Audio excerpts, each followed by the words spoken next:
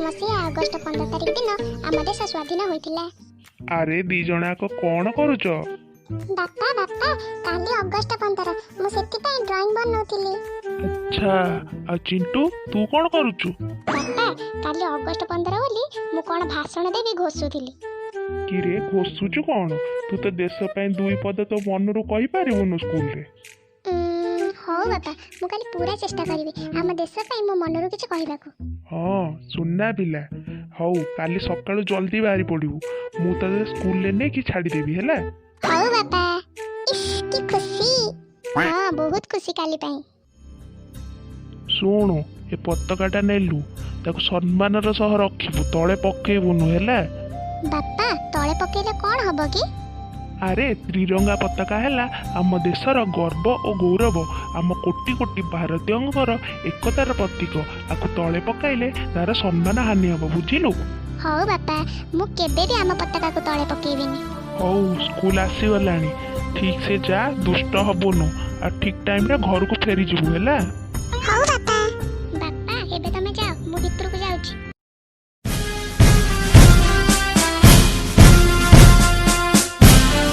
अरे चिंटू बाहर वर्षा जोर हेलानी सेव बुंदी केबे मिलिबो जे घर को जिबा।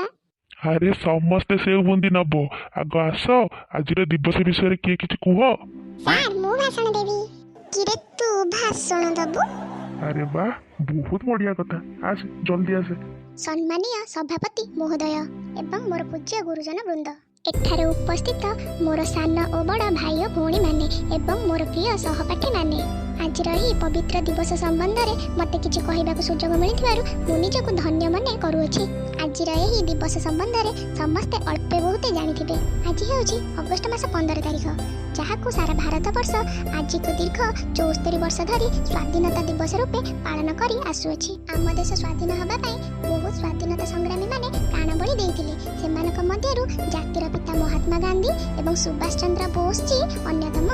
एही दुई स्वाधीनता संग्रामी शासन थिला अलग अलग किंतु मत थिला एक आम देश संपूर्ण भावे स्वाधीन पाइबो किंतु एपर्यंत यह होई पारि नाही। आम देश विदेशी मानक कबळरू स्वाधीन पाइछि सत किंतु आम देश भितर लुचि रहितिबा निजस्व शत्रु मानक कबळरू स्वाधीन पाइ पारि नाही। आम देश रे चोरी डकायती हत्या किछि नेता मंत्रीकर देश लुंठन आदि देशद्रोही कार्य दिनक दिन बढ़ी चलीछि।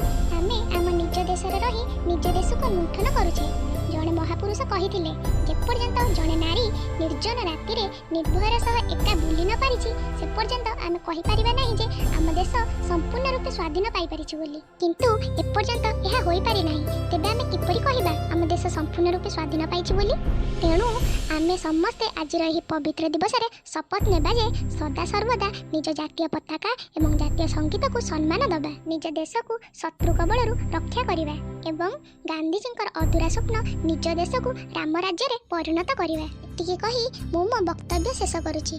जदि कोनोसी ठारे किछि त्रुटि थिबो तेबे मते क्षमा करि देबे बोली मु आशा करूछि।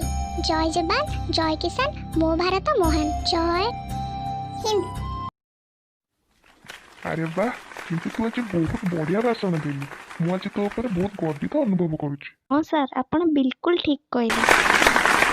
सांग माने आपण समस्त को मो तरफ स्वाधीनता दिवस हार्दिक अभिनंदन एवं आपण को जदि मोर आज भाषण एटी भल लागिला तेबे निश्चित भाबे लाइक मार देबे एवं मोर जदि पूर्व वीडियो आपण माने देखि नांदी तेबे जल्दी जल्दी जाके देखि दियंतु एवं लाइक शेयर एंड सब्सक्राइब करि दियंतु।